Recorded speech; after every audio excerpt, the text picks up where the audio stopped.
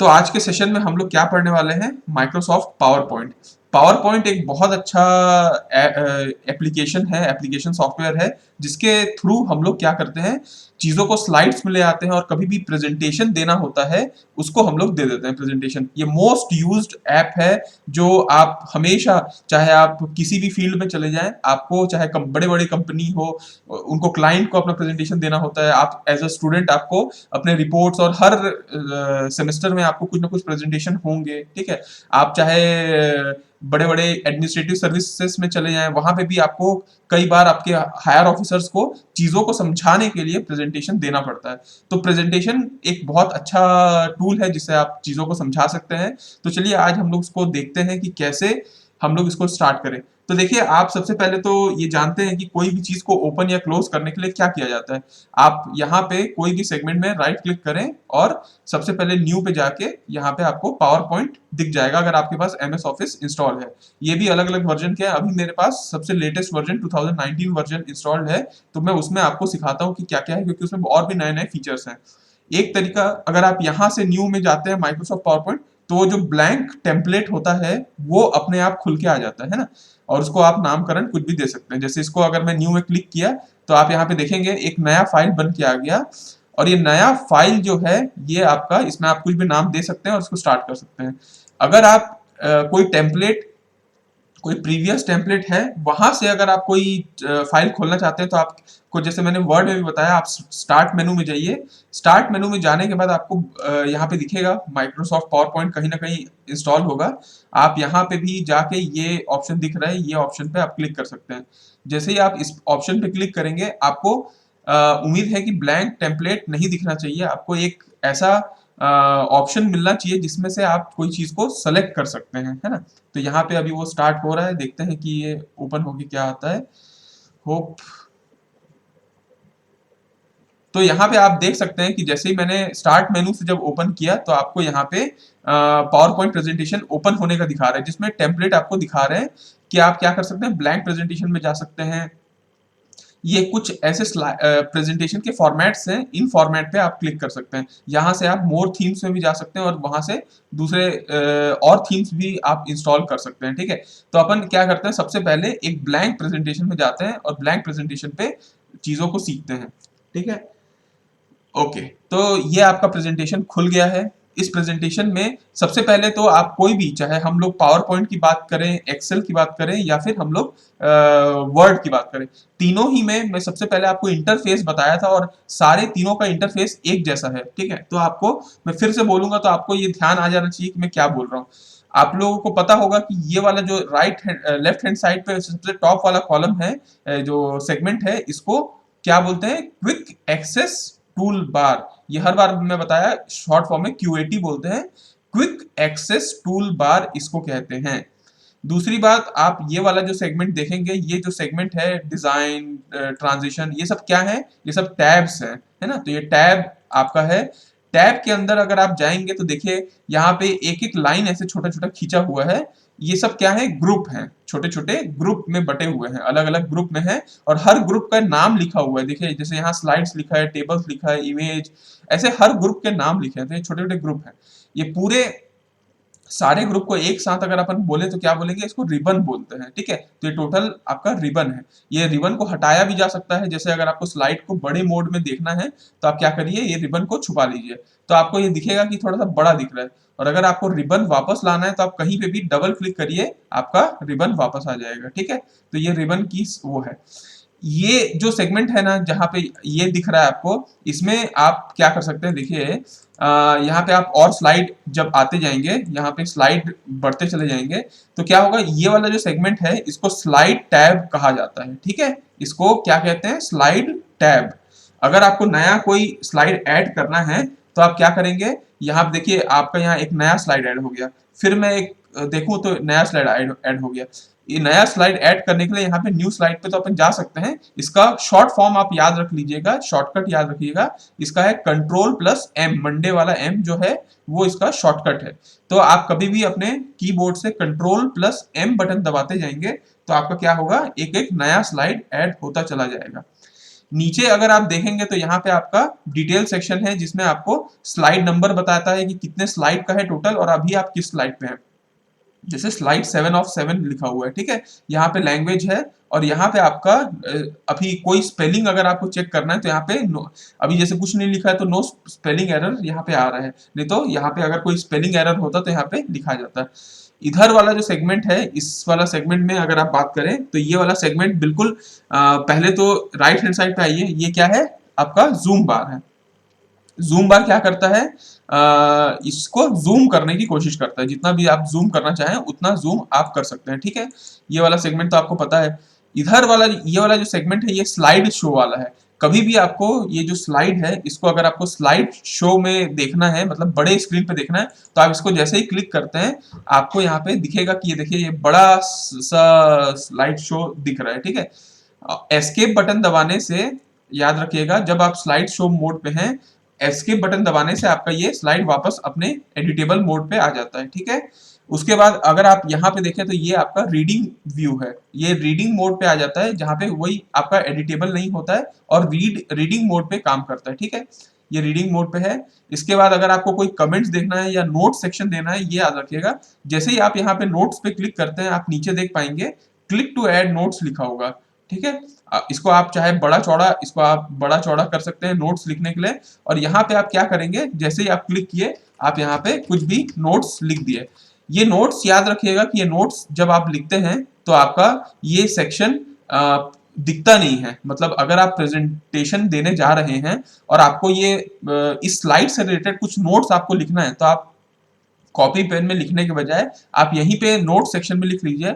जब आप slide show में जाएंगे तो ये नोट्स सामने वाले को दिखेगा नहीं, ये स्क्रीन पे आएगा नहीं, ये सिर्फ आपको दिखेगा, प्रेजेंटर को ही दिखेगा ये नोट्स। तो ये नोट सेक्शन याद रखिएगा, ये क्यों काम आता है, अपने नोट्स के लिए, सेल्फ नोट्स के लिए इसको आप यूज कर सकते हैं। ये कहाँ से आएगा, ये नीचे में नोट्स को अपन क्लिक करते हैं तो यहाँ पे नोट्स आता है और यहाँ पे आप कुछ भी चीज लिख सकते हैं, ठीक है। वैसे ही ये कमेंट्स वाला सेक्शन भी है, जैसे ही अपन कोई चीज में चाहते हैं कि पर्टिकुलर टॉपिक में कमेंट हो, ठीक है, तो यहाँ पे कमेंट वाला सेक्शन आ जाता है, जिससे कभी भी आप कोई स्लाइड में मान लीजिए 1 साल बाद अगर आप वापस किसी स्लाइड को देख रहे हैं तो अगर आप कोई चीज में कमेंट लिखे हैं तो वो कमेंट यहाँ पे दिख जाता है आपको, ठीक है। तो नोट्स पूरा स्लाइड के लिए होता है और कमेंट्स आप किसी एक पर्टिकुलर सेक्शन के लिए भी कमेंट्स यहाँ पे डाल सकते हैं। तो ये है आपका ओवरऑल लेआउट। ऊपर से अगर आप देखें तो यहाँ पे देखिए ये वाला जो सेक्शन है इसको टाइटल बार कहते हैं। टाइटल बार में हमेशा जो टाइटल होता है प्रेजेंटेशन या कोई भी उसका नाम वो यहाँ पे लिखा रहता है ना। इधर वाला सेक्शन आप देखेंगे तो इधर क्रॉस बटन है जो क्लोज करता है, उसको दबाने से अपन क्लोज हो जाते हैं यहाँ इस आपका। और ये वाला जो सेक्शन है ये आपका मिनिमाइज या मैक्सिमाइज वाला है, जिसमें आप मिनिमाइज कर सकते हैं चीजों को, मैक्सिमाइज कर सकते हैं, है ना। ये मिनिमाइज वाला सेक्शन पूरा मिनिमाइज कर दिया है और यहाँ पे ये है। तो ओवरऑल आपका जो इंटरफेस है मेरे ख्याल से आपको समझ में आ रहा होगा कि कैसे ये इंटरफेस बंधा हुआ होता है। इसमें आप कुछ चीजों को याद रखिएगा, जैसे ओपन करना है कोई फाइल को तो कैसे करेंगे, आप कंट्रोल एन बटन दबाएंगे तो आप यहाँ देख पाएंगे प्रेजेंटेशन 2 आ गया है ना। अगर फिर कंट्रोल एन दबाएंगे तो प्रेजेंटेशन आपका 3 आ गया। तो आप कंट्रोल एन का बटन दबाते जाते हैं या फिर यहाँ फाइल से न्यू बटन दबाते जाते हैं, आपका नया फाइल खुलता चला जाएगा। जैसे आप यहाँ पे देखिएगा यहाँ पे 3 प्रेजेंटेशन खुले हुए हैं, तो ये आपका न्यू फाइल होता है। अगर कोई फाइल को ओपन करना है तो आप क्या करेंगे, कंट्रोल प्लस ओ बटन दबाएंगे तो आपका कोई फाइल ओपन होके आ जाता है। या फिर आप इसको आसानी से फाइल बटन में भी जाके ओपन कर सकते हैं। कोई पुराना फाइल अगर आपको ओपन करना है, जैसे ऑनलाइन क्लास डिटेल या पीपीटी एनबीए मान लीजिए, इसको मैं क्लिक करता हूँ तो आई होप अच्छा वो उस लोकेशन में होना चाहिए। मान लीजिए मैं लैंड मैन वैन वाला पीपीटी क्लिक करता हूँ, ये भी गायब हो चुका है उस जगह से। एक बार और कोई दूसरा कोशिश करते हैं, आई होप चीज़ें वहीं पे हों। सब चेंज हो गई है। तो ये वाले सेक्शन में आप यहाँ पे जो सेक्शन है देखिए, अगर आपको बहुत सारी स्लाइड्स है आपके पास है ना, और वो स्लाइड्स में आप क्या करना चाह रहे हो, एक साथ देखना चाह रहे हो, तो आप क्या कर सकते हो, ऐसे मोड में भी आप ला सकते हो। यहीं पे आपका ये दिया होता है जिसको स्लाइड सॉर्टर कहते हैं, ठीक है। स्लाइड सॉर्टर इससे क्या होता है कि सारे स्लाइड आपको लगभग एक जैसे आसपास दिखने लगते हैं और उसमें से आप कोई भी चीज को सेलेक्ट कर सकते हो, क्योंकि एक का एक आपको ओवरव्यू ग्लांस देखना है तो ठीक है। और उसके अलावा रीड मोड है और उसके अलावा स्लाइड शो मोड है। तो इतना सारा सेक्शन आपका बेसिक इंटरफेस क्रिएट करता है, ठीक है। इसको वापस अगर आपको अपने मोड पे लाना है तो आप यहाँ पे क्या कर सकते हो, नॉर्मल मोड में ला सकते हो। नॉर्मल मोड में आप इसमें वर्कआउट कर सकते हो। क्लियर है?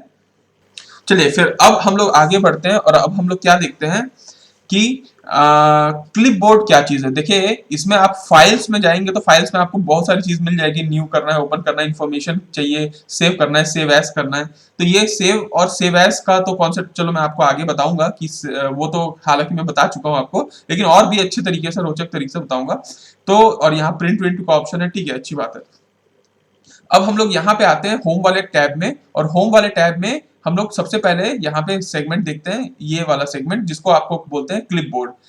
आपको एक चीज बड़ी जान के अच्छी चीज लगेगी, ये हो सकता है जिनको पता है पहले से पावर पॉइंट उनके लिए भी नया हो, कि अगर हम लोग कोई चीज को कॉपी कर रहे हैं, ठीक है, मान लीजिए मैं यहाँ पे एक इंसर्ट करता हूँ, कुछ शेप्स को इंसर्ट करता हूँ, ठीक है, मान लीजिए ये शेप है या फिर ये पिक्चर्स है, ठीक है, या शेप, चलिए शेप को ही ऐड कर लेते हैं। मान लीजिए कोई शेप को मैं यहाँ पे ऐड किया, ठीक है, यहाँ पे मैंने बना दिया, ठीक, आपको ये एक शेप दिख रहा होगा।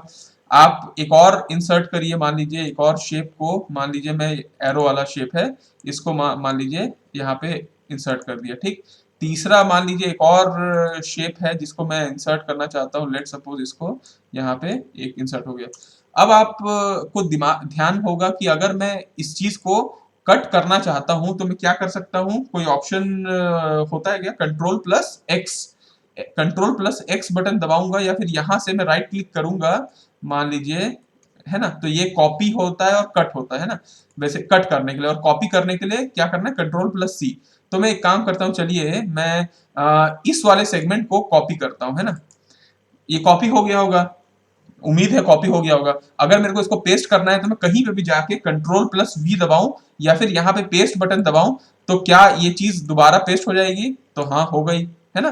तो ये आपको पहले से तो मालूम है कि ये कॉपी और पेस्ट करने का एक तरीका होता है। लेकिन क्या अगर मैं इसको कॉपी किया हूं, फिर बाद में मैं इसको कॉपी कर लिया, चलिए इसको मैं कॉपी बटन दबा देता हूं, है ना, कॉपी।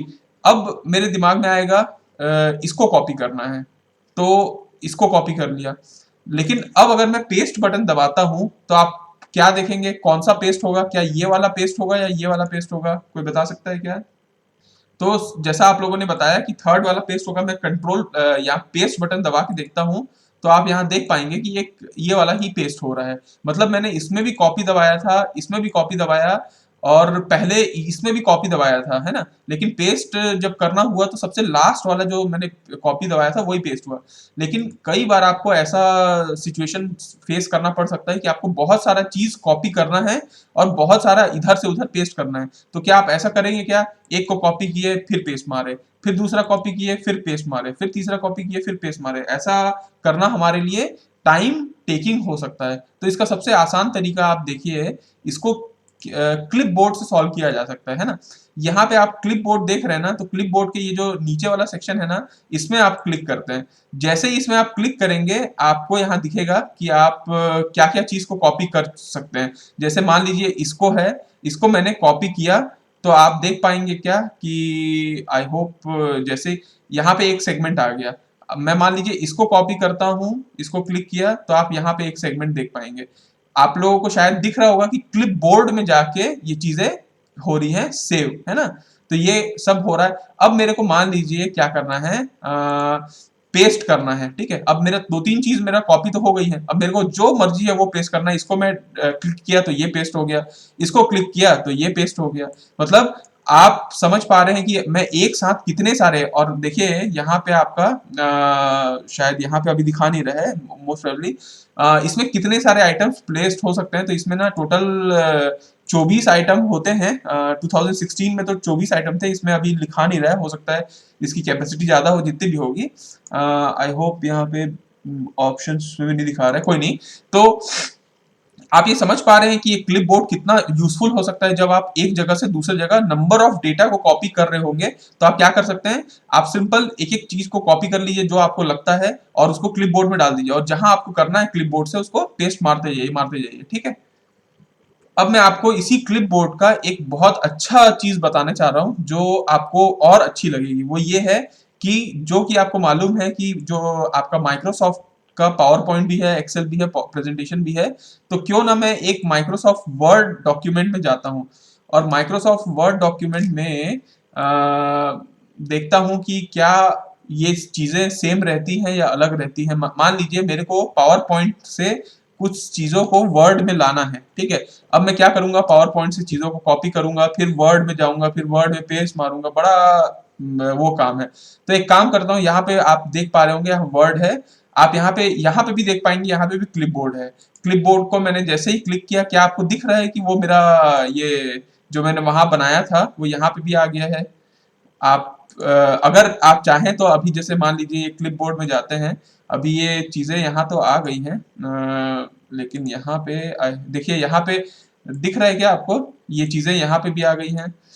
यस सर, हाँ, दिख रहा तो ये फायदा है आपका माइक्रोसॉफ्ट में तीनों में काम करने का कि आपको अगर पावर पॉइंट में लगता है कि मैं कुछ वहां से कोई फोटो है या कुछ चीजें हैं उसको क्लिपबोर्ड में चढ़ा दूं, तो आप उसको वर्ड में भी यूज कर सकते हो, एक्सेल में भी यूज कर सकते हो, या फिर एक्सेल का कोई आपको टेबल है उसको आपको पावर पॉइंट में डालना है तो आप उसको वहां से कर सकते हो चीजों को। मान लीजिए यहाँ पे ही अगर मैं कोई जैसे लेट सपोज कहाँ गया, एक सेकेंड इसको हटाते हैं, इसको मैं डिलीट करता हूँ, ठीक है। और यहाँ पे कुछ लिखना चाहता हूँ, तो चलिए लिखता हूँ। तो मैं एक रैंडम सिग्नल वो ले लेता हूँ, पैराग्राफ 2x3 का, ठीक है।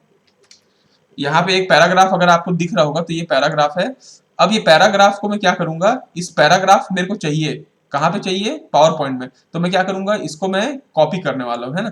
तो कॉपी करने का पहले बात तो क्लिपबोर्ड में देख लीजिए, क्लिपबोर्ड में भी है। इसको मैं कॉपी जैसे ही करता हूँ, आपका यहाँ पे आपको दिख रहा है क्या कि ये क्लिपबोर्ड का यहाँ पे आ गया है। अब मैं पावर पॉइंट में जाके मैं चाहता हूँ कि वो जो पैराग्राफ है वो पैराग्राफ यहाँ पे आए। तो मैं देखिए यहाँ पे इसको क्लिक किया, ये पैराग्राफ यहाँ पे भी आ गया। तो वर्ड हो या पावर पॉइंट या एक्सेल, तीनों एक दूसरे के साथ आ सकते हैं बहुत आसान तरीके से और बहुत ज्यादा तरीके से। मतलब आप सोच सकते हैं कि कितनी चीजों को आप क्लिपबोर्ड में लाके कहीं कहीं कुछ भी करते रहेंगे, आपको कोई दिक्कत वाली बात नहीं है, ठीक है। तो ये सबसे अच्छा तरीका है क्लिपबोर्ड को यूज करने का। इसमें एक चीज जो आपको याद रखना है वो ये है कि इसमें ना फर्स्ट कम फर्स्ट आउट वाला होता है। जैसे 2016 वर्जन था, उसमें 24 आइटम सेव हो जाते थे क्लिपबोर्ड में। तो अगर 25वां आइटम मान लीजिए आता है, आप फिर उसको कोई क्लिपबोर्ड में लाते हैं, तो जो फर्स्ट आइटम है वो चला जाता है, गायब हो जाता है ना, और वो आ जाता है। तो जो भी फर्स्ट कम है वो फर्स्ट आउट हो जाता है। इसका ये कॉन्सेप्ट है क्लिपबोर्ड का। आगे बढ़ते हैं और आगे हम लोग देखते हैं कि अब ये आपको होम टैब के बाजू में, मतलब यहाँ पे अब आपको होम में क्लिपबोर्ड वाला कॉन्सेप्ट समझ में आ गया होगा कि पेस्ट कैसे करते हैं, कट कैसे करते हैं। कोई भी चीज को आपको अगर कट करना है तो आप यहाँ पे कट कर दीजिए, ठीक है। आपको पेस्ट करना है तो आप यहाँ पेस्ट कर दीजिए, कॉपी करना है कॉपी कर लीजिए। इसका शॉर्ट फॉर्म भी आपको पता है सबको, शॉर्टकट कंट्रोल सी कॉपी का, कंट्रोल एक्स कट का और कंट्रोल वी पेस्ट का। ये तीनों और शॉर्टकट को आपको हमेशा सोते जागते याद रखना ही है ना। उसके बाद आप यहाँ पे आइए, चलिए स्लाइड्स वाला जो ग्रुप है, स्लाइड्स वाला जो ग्रुप, इसमें हम लोग देखते हैं। स्लाइड्स में आप देखिए, पहली बात तो आपको कोई नया स्लाइड करना है तो आप न्यू स्लाइड पे क्लिक करेंगे। इसका भी एक नया जो शॉर्टकट है वो याद रखिएगा, कंट्रोल और एम, है ना, मंडे वाला एम, कंट्रोल एम आपको दबाना है। जैसे ही आप नया स्लाइड आते हैं तो आपके पास थीम आ जाता है, जैसे किस टाइप का आपको स्लाइड्स आना है। जैसे आप ये वाला स्लाइड को क्लिक करते हैं तो आपको यहाँ आ जाता है टाइटल ऐड करिए, टाइटल के नीचे में यहाँ टेक्स्ट डाल सकते हैं, यहाँ पे भी टेक्स्ट डाल सकते हैं। तो ये उनका एक फॉर्मेट है जिसमें आप यूज कर सकते हैं। कभी आपको कोई कंपैरिजन करना है तो आप यहाँ कंपैरिजन कर सकते हैं कि यहाँ पे टाइटल डालिए, यहाँ पे टेक्स्ट डालिए, मान लीजिए इंडिया है, यहाँ पाकिस्तान है, और यहाँ पे उससे रिलेटेड कुछ चीजों को कंपेयर कर सकते हैं। यहाँ लैन है, वैन है, तो चीजों को जब कंपैरिजन करना है तो उसका एक अलग टाइप का फॉर्मेट है। तो आप यहाँ पे चीजों को देख सकते हैं। अगर आपको कुछ नहीं चाहिए, ब्लैंक चाहिए, तो आप यहाँ पे ब्लैंक स्लाइड पे क्लिक कर सकते हैं, बिल्कुल ब्लैंक स्लाइड आ जाएगा। और आप चाहें तो इसमें कुछ भी जहां पे भी आप चाहें टेक्स्ट को एंटर करके यहाँ पे टेक्स्ट में यहाँ पे फिल कर सकते हैं ना। तो ये ब्लैंक स्लाइड में ये वाला कॉन्सेप्ट रहता है। अगर आप इसका लेआउट देखेंगे, देखिए लेआउट, तो आप अपने स्लाइड का लेआउट चेंज कर सकते हैं। जैसे कि मैंने आपको बताया कि मान लीजिए ये वाला जो स्लाइड था, ये वाला स्लाइड, इसका मैं लेआउट चेंज करना चाहता हूँ, तो इसको मैं लेआउट को चेंज कर सकता हूँ। ठीक है, लिखा तो वही है लेकिन उसी स्लाइड में लेआउट चेंज हो जाएगा। नहीं तो न्यू स्लाइड में क्या है, हर बार नया स्लाइड ऐड होते जाएगा और नया वो होता जाएगा। तो कोई स्लाइड आप सेलेक्ट किए हैं, उसी का लेआउट चेंज करना है, तो आप यहाँ पे जाके लेआउट चेंज कर सकते हैं। सिंपल सा कॉन्सेप्ट है। अगर आपको ऐसा लगता है कि अरे यार ये मैं गलती कर दिया, ये लेआउट नहीं रखना था, तो आप इसको रीसेट कर दीजिए। रीसेट करने आप कोई रीसेट अगर आप कोई चीज को कर देते हैं, तो मान लीजिए ये जैसे आपका है, ठीक है, ये आपका लेआउट था। इस लेआउट में ये डब्बे को आपने पकड़ के यहाँ खींच दिया, ये डब्बे को पकड़ के आपने मान लीजिए यहाँ खींच दिया, लेकिन अब आपको लग रहा है अरे यार ये क्या गलती हो गया या गड़बड़ हो गया, तो आप रीसेट करते हैं, तो आप देखेंगे कि ये अपने आप वापस अपने जो लेआउट था उसमें आ जाता है। तो रीसेट का मतलब यही है कि जो लेआउट पहले से है वो अपने लेआउट में आ जाना, अगर आप इधर उधर गलती से हो गया है। ठीक है, आपको ये सेगमेंट भी बड़ा वो लगेगा अच्छा सुन के कि आप सेक्शन भी ऐड कर सकते हैं अपने पावर पॉइंट में। पावर पॉइंट में सेक्शन ऐड करना है तो आप यहाँ पे section organise your slides into section, देखिए मैं आपको एक पावर पॉइंट में ही दिखाता हूँ। तो देखिए यहाँ पे आपको एक प्रेजेंटेशन दिखेगा। प्रेजेंटेशन में कई बार हम लोगों को होता है कि हमको सेक्शंस बांटने होते हैं। जैसे कुछ प्रेजेंटेशन में क्या है, मान लीजिए पूरा प्रेजेंटेशन है, उसमें कुछ स्लाइड्स आपके बेसिक वाले हैं या आपको एक्सप्लेन करना है। कुछ स्लाइड्स आपके क्या है कि जैसे यहाँ पे सिविल डिपार्टमेंट लिखा है, ठीक है, सिविल डिपार्टमेंट के यहाँ से चालू हो रहे हैं। सिविल डिपार्टमेंट जैसे ही खत्म होता है, यहाँ पे इलेक्ट्रिकल इंजीनियरिंग डिपार्टमेंट शुरू हो जाता है। ये सब सेक्शन है, तो अपन क्या कर सकते हैं, सेक्शन में बांट देते हैं। तो यहाँ पे देखिएगा सेक्शन है, ऐड सेक्शन करते हैं। चलिए, तो अपन यहाँ पे एक स्लाइड को क्लिक करते हैं और यहाँ पे ऐड सेक्शन करते हैं। आपका यहाँ पे सेक्शन दिख रहा होगा, डिफॉल्ट सेक्शन, इसको मैं क्लिक कर सकता हूँ। रुकिए, इसको यहाँ पे आ गए थे अपन, अनटाइटल सेक्शन। ठीक है, तो यहाँ पे देखिए जैसे ही आपने सेक्शन ऐड किया, यहाँ पे रीनेम सेक्शन आ गया। मैं यहाँ पे कर दिया, मान लीजिए इलेक्ट्रिकल कर दिया, तो आप यहाँ पे देख पाएंगे कि ये जो सेक्शन है रीनेम हो गया इलेक्ट्रिकल। अब इसको क्या कर सकते हैं, यहाँ पे कोलैप्स ऑल। ठीक है, आप यहाँ देख पा रहे हैं क्या, अभी मैंने क्या किया, एक डिफॉल्ट सेक्शन था स्टार्टिंग में जो यहाँ पे था, ठीक है, इसको मैंने डबल क्लिक किया तो उसमें सिर्फ उतने ही स्लाइड्स आए जितने मेरे उस सेक्शन में मैंने रखे थे।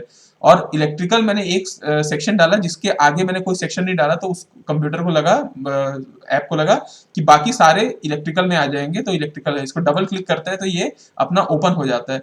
तो देखिए अल्टीमेटली मैं क्या बताना चाह रहा हूँ कि सेक्शन जब अपन अपन अपना कोई प्रेजेंटेशन है, मान लीजिए आप कोई अपने थीसिस का प्रेजेंटेशन लिख रहे हैं, तो उसमें बहुत सारे सेक्शंस होते हैं, बहुत सारे चैप्टर होते हैं कि फर्स्ट इंट्रोडक्शन वाला चैप्टर, फिर लिटरेचर सर्वे डालेंगे, फिर आप उसमें प्रोजेक्ट रिपोर्ट डालेंगे, फिर कैसे ये वर्क करता है, उसका फ्यूचर वर्क क्या है, कंक्लूजन क्या है, ये सब अलग अलग सेगमेंट है और उसका पीपीटी बनाएंगे। तो आप यहाँ पे ऐसे छोटा छोटा कर सकते हैं सेक्शन में, और आप जब डबल क्लिक करें तो आपको सिर्फ उतना ही सेक्शन खुलता है जितना आपको वहां पे है। ठीक है, तो कभी भी कोई ओपन करता है तो ये मतलब इफेक्टिव प्रेजेंटेशन का एक तरीका है कि कैसे आप चीजों को सेक्शन में बांट सकते हैं और यूज कर सकते हैं। अगर ये सेक्शंस को हटाने हैं तो आप क्या कर सकते हैं, किसी एक सेक्शन को रिमूव कर सकते हैं, या रिमूव ऑल सेक्शन करूंगा तो सारे के सारे सेक्शन रिमूव हो जाएंगे, है ना। तो आप जब चाहो तब यहाँ पे सेक्शंस ऐड कर सकते हो, सेक्शन को रिमूव किया जा सकता है। ठीक है, अगर कोई स्लाइड को आपको कट करना है, मान लीजिए ये जो फर्स्ट स्लाइड है इसको मेरे को हटाना है, कट करना है, तो मैं इस स्लाइड को क्लिक किया और यहाँ कट कर दिया, तो जैसे इस स्लाइड को मैं कट करता हूँ स्लाइड कट हो जाती है। अब वही स्लाइड को अगर मैं चाहता हूँ कि मान लीजिए 10 स्लाइड के बाद आए, तो आपका 10वें नंबर के स्लाइड पे क्लिक करते हैं और यहाँ पे पेस्ट मारते हैं। जैसे ही मैं पेस्ट मारा, आप देख पाएंगे क्या कि वही जो स्लाइड है जो मैंने वहां कट किया था यहाँ पेस्ट हो सकता है। तो पूरा का पूरा स्लाइड आपका कट हो सकता है, पेस्ट हो सकता है। आप चाहें तो रीअरेंज भी कर सकते हैं, आप यहाँ से इसको माउस को से इसको ड्रैग करके ऊपर भी ले जा सकते हैं, जहां आप मर्जी है वहां पे आप इसको ले जा सकते हैं, है ना। इसको आप माउस को ड्रैग करके जहां चाहे वहां ले जा सकते हैं, तो इसको बोलते हैं री अरेंज करना। और अगर आप कोई स्लाइड को परमानेंटली डिलीट करना चाहते हैं तो आप उस स्लाइड को सेलेक्ट करिए और अपने उससे या तो राइट क्लिक करिए, इसमें आपका डिलीट स्लाइड वाला ऑप्शन है उसको क्लिक कर लीजिए, या तो आप इसको कीबोर्ड में डिलीट बटन होता है उससे आप करेंगे तो डिलीट हो जाएगा। अगर आप उसको वापस चाहते हैं तो आप क्या कर सकते हैं, अंडू बटन दबा सकते हैं। यहाँ पे अंडू आया, वापस वो चीज आ जाता है, या फिर कीबोर्ड का शॉर्टकट क्या है, कंट्रोल प्लस जेड। अब हम लोग स्टार्ट करते हैं एडिटिंग वाला सेगमेंट, जिसमें हम लोग चीजों को एडिट करने की कोशिश करेंगे। ठीक है, एडिटिंग वाला सेगमेंट में आप देखिएगा हम लोग क्या क्या कर सकते हैं। हम फॉन्ट को चेंज कर सकते हैं ना। सबसे पहली बात तो देखिए यहाँ पे ये लिखा हुआ है, ये हमको समझ में नहीं आता, तो ये हिंदी में होगा, हो सकता है इसलिए समझ में नहीं आ रहा है, और वो भी कृति देव में लिखा जाता है, लेकिन ये 011 पे समझ में नहीं आ रहा, तो इसको अपन एक काम करते हैं 010 करने की कोशिश करते हैं, शायद इसमें रीड हो जाए।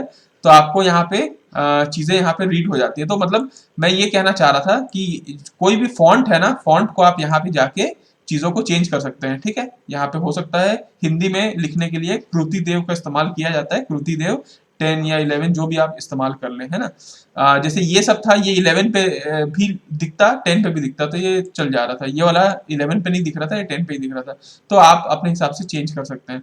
दूसरी बात, अगर आपको फॉन्ट में अगर आपको और कुछ देखना है तो आप ये क्या कर सकते हैं, इसमें इसका साइज कम ज्यादा कर सकते हैं। ये साइज कम ज्यादा करने का ये मैं आपको वर्ड में भी समझाया था। कोई चीज को बोल्ड करना चाहते हैं तो बोल्ड कर सकते हैं, इटैलिक करना चाहते हैं तो इटैलिक हो सकता है, अंडरलाइन चाहते हैं तो अंडरलाइन हो सकता है। और ये वाला जो सेगमेंट है, ये टेक्स्ट शेडो है, कि आपका जो शेडो है ना वो आएगा कि नहीं। जैसे यहाँ पे दिख रहा है थोड़ा सा शेडो है ना, और इसी को अगर आप शेडो हटा दें तो क्या दिखेगा, आप यहाँ पे देखिए कोई शेडो नहीं दिख रहा है। तो आप ये अपना जो टेक्स्ट है उसको एडिटिंग कर सकते हैं। आप इसको करेंगे तो ये काट देगा इसको। ठीक है, इसको क्या बोलते हैं, इसको कुछ तो बोलते हैं, याद नहीं आ रहा, लेकिन कट कर देता है, strike through, sorry strike through है, ये स्ट्राइक कर देता है। आपको अगर कोई, अच्छा ये वाला जो सेगमेंट है ये स्पेसिंग वाला है, कैरेक्टर स्पेसिंग, मतलब अगर आपको चाहिए कि दो कैरेक्टर हैं, लेट सपोज ये वाला जो कैरेक्टर है, ये कैरेक्टर में आपको कोई चीज छोटा, मतलब स्पेसिंग कम चाहिए कैरेक्टर के बीच में, तो आप इसको क्लिक कर सकते हैं। इसमें अगर आप वेरी टाइट करते हैं तो आप देख पाएंगे क्या, चीजें बहुत टाइट हो गई हैं, छोटी हो गई हैं, है ना। मतलब इन द सेंस जो एक कैरेक्टर है, एक वर्ड है, एक लेटर है, और दो लेटर के बीच में स्पेसिंग बहुत वो है, तो इसको जनरली अपन नॉर्मल या लूज किया जाता है ना। लूज करेंगे तो ज्यादा बड़ा हो जाएगा, नॉर्मल करेंगे तो आपका ठीक रहेगा। तो नॉर्मल मोड पे आप इसको काम कर सकते हैं। आप ये केस चेंज कर सकते हैं, जैसा मैंने बताया था, लोअर केस रख सकते हैं, अपर केस पूरा रख सकते हैं, ईच वर्ड को कैपिटलाइज कर सकते हैं, टॉगल कर सकते हैं आपकी पहला वर्ड छोटा फिर बड़ा वर्ड, ऐसा भी। और सेंटेंस केस भी कर सकते हैं, कि सेंटेंस में होता है ना कि फर्स्ट सेंटेंस में फर्स्ट लेटर कैपिटल होता है, बाकी सब स्मॉल होता है, तो ये सेंटेंस केस भी आप कर सकते हैं। तो इससे आप केस को चेंज कर सकते हैं, है ना।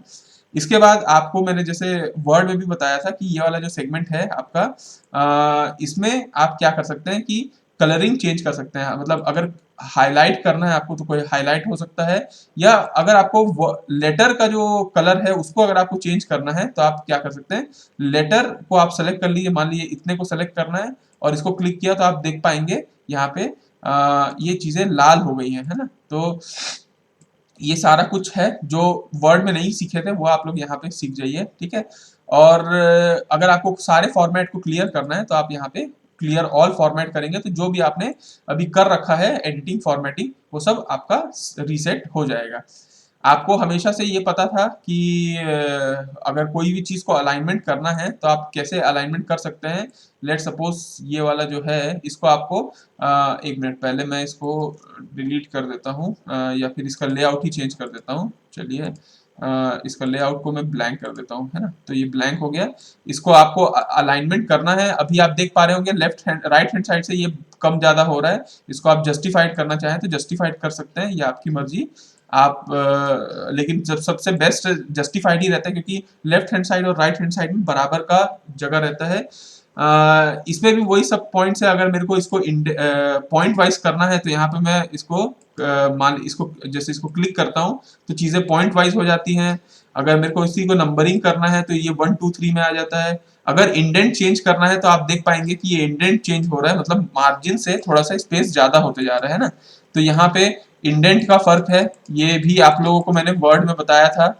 और अगर इसी चीज को मेरे को दो कॉलम में बताना है, देखिए यहाँ पे लिखा होगा ऐड और रिमूव कॉलम, तो यहाँ पे अगर मेरे को इसी को 3 कॉलम में बताना है तो आप यहाँ पे देख पा रहे हैं क्या, चीजें वही चीजें एक कॉलम फिर 2 कॉलम 3 कॉलम में, जैसे न्यूज़पेपर वगैरह में अपन पढ़ते हैं तो ऐसा हो जाता है ना। तो ये सारा चीज आप यहाँ पे पैराग्राफ वाले सेक्शन में कर सकते हैं। आपको अगर ऐसा लगता है कि एक लाइन और दूसरे लाइन के बीच में जो स्पेसिंग है उसमें भी आपको जगह चाहिए, तो आप यहाँ से स्पेसिंग को 2.5, 3 या 2.0 आप कर सकते हैं, जिससे एक लाइन और दूसरे लाइन के बीच का जो स्पेसिंग है वो यहाँ पे line between the space between the line आप यहाँ पे चेंज कर सकते हैं। तो आई होप आप लोगों को मैंने फॉन्ट वाला सेक्शन और पैराग्राफ वाला सेक्शन आपको कवर अप कर दिया, जिसमें आप यहाँ पे टेक्स्ट का दिशा भी चेंज कर सकते हैं। चाहे आप देखिए, आप यहाँ देख पा रहे हैं क्या कि कोई भी चीज कैसे रोटेट हो जा रहा है, ठीक है। तो ये आप तरीके से टेक्स्ट का जो दिशा है उसको चेंज कर सकते हैं। आप अलाइन अगर करना चाहते हैं तो आप यहाँ पे कोई भी चीज को अलाइन कर सकते हैं टेक्स्ट को। अभी तो खैर इतना ही बड़ा सेगमेंट, इसको मैं बड़ा करूंगा तो आपको यहाँ पे दिखेगा कि कोई चीज टॉप पे है, कोई चीज बॉटम पे है। अभी सिर्फ इतना है, इसलिए यहाँ पे ये दिख नहीं रहा है, ठीक है। आई होप, हाँ। और आप इसी को ना स्मार्ट आर्ट में कन्वर्ट कर सकते हैं। यहाँ पे लिखा हुआ है इसी को स्मार्ट आर्ट में कन्वर्ट करना। देखते हैं अगर मेरे को इसको स्मार्ट आर्ट में कन्वर्ट करना है तो मैं कैसे कर सकता हूँ। लेट सपोज मैं ये वाला सेगमेंट लेता हूँ, तो आप यहाँ देख पाएंगे क्या कि जो चीज मैंने लिखा था उसको 2 पॉइंट में क्लियर कट हो गया और अलग अंदाज में आ गया, है ना। इसका आप चाहें तो पूरा कलर ही चेंज कर सकते हैं, जो आप चाहें। मतलब 2 पैराग्राफ था, 2 पैराग्राफ 2 फॉर्मेट में आ गया। इसको आप जैसा चाहें वैसा चेंज कर सकते हैं, मतलब अपने मर्जी से। ये सबको क्या है, 3D इफेक्ट में लाके आप इसको स्मार्ट आर्ट के रूप में भी रिप्रेजेंट कर सकते हैं। तो अल्टीमेटली मैं यही बताना चाह रहा था आपको कि कैसे हम लोग अगर कोई टेक्स्ट है आपके स्लाइड्स में, उसको आपको फॉन्ट आपको अगर चेंज करना है, पैराग्राफ में अगर आपको उसको कुछ भी चेंज करना है, तो आप यहाँ से चीजों को इस्तेमाल कर सकते हो।